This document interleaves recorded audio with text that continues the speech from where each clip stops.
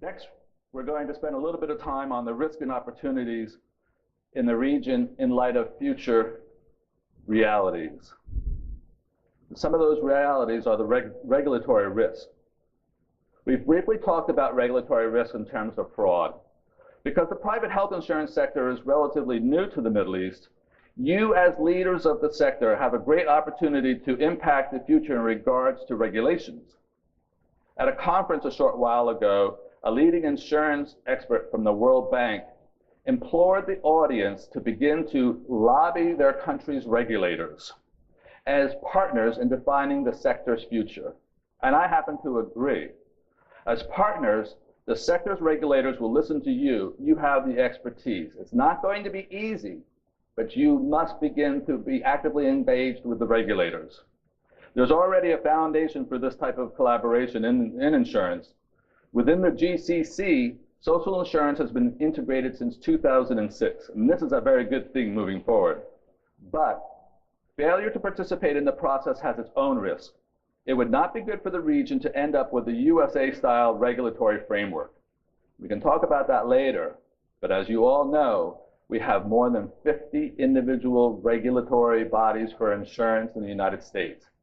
To end up for the Middle East or the MENA region to continue to have each country with its own regulatory body would not be a good place to be.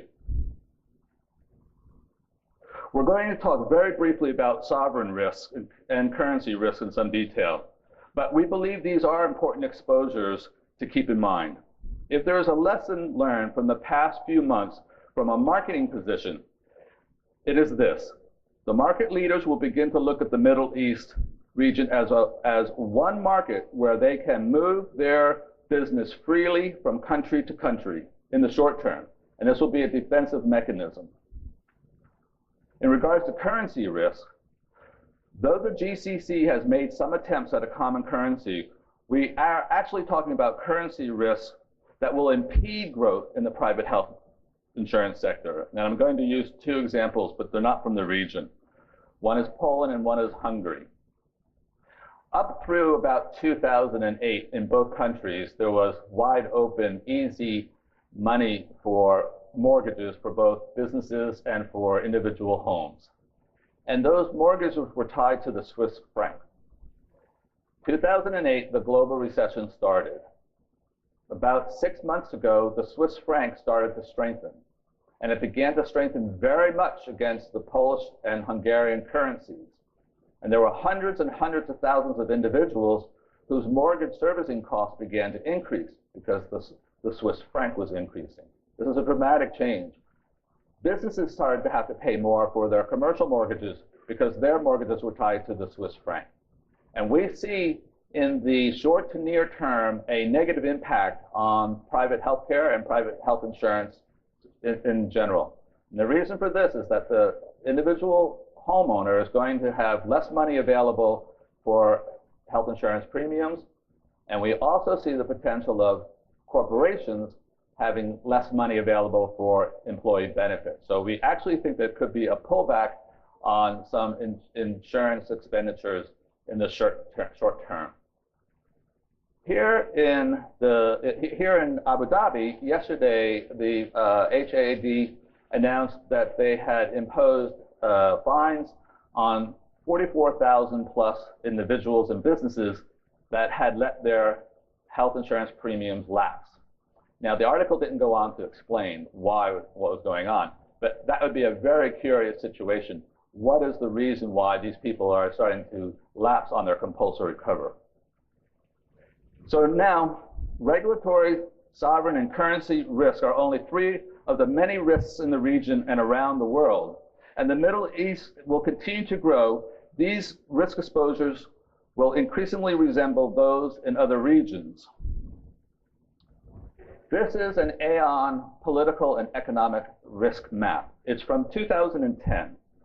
The 2011 version is online and it's interactive. It's really great. And I encourage everybody to go onto the site. You can go onto to Aon's website to see this. But for our purposes, I wanted to show this risk for a couple of reasons. The first is the colors.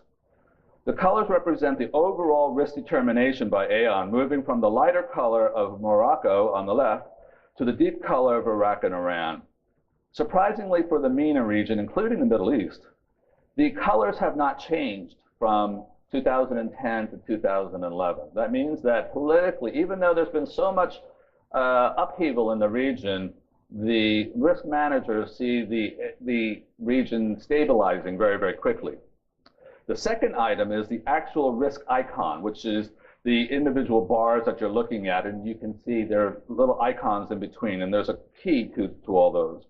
And the one common risk factor throughout almost every country, throughout MENA and the Middle East, is legal and regulatory risk.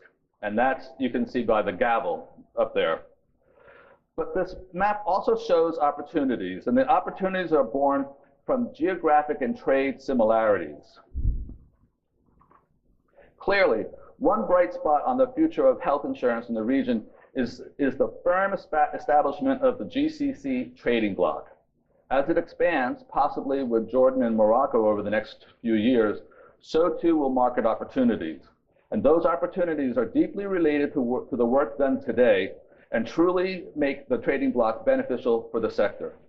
I oftentimes encourage clients to think not only in terms of the normal blocks, trading blocks that we see today, like the GCC. Strategic thinkers see opportunities in the smallest and largest bits of information. As you know, the Middle East is already included in the MENA region, Middle East, North Africa. And now, due to cultural and regulatory opportunities, we are beginning to see talk of a SAMI region, that being Saudi, Ankara, Malaysia, and Indonesia. And the great thing with trade agreements is the ultimate opportunity for regulatory agreements. It is not too often we talk about regulations, technology advancements, and cultural opportunities in one slide or in one subject. But I believe these three are uniquely linked when we discuss health insurance and TACAFul in particular. And I want you to take a moment and imagine what I'm about to say. Imagine a market not defined by geography, but by the regulatory and cultural similarities of the buyer. A buyer able to cross national borders by technological advancements. In this market, perhaps the GCC, perhaps SAMI, or maybe a market still undefined, a wealthy middle-aged policyholder, say in Jakarta, shares the same risk pool and lower premiums with a young, upwardly mobile policyholder in Egypt. This is just one example. The idea here is that the cross-subsidization of risk sharing will take place not based on geography or national boundaries, but rather the cultural and demographic similarities of the policy holders. Here is what we can ultimately imagine. A trading bloc not defined by politics or religion or national origin, but rather by the cultural and social similarities of the customer. And this is exactly why we think TACAFul policies have such a bright future in the Middle East, in the MENA region, and throughout the world. Okay?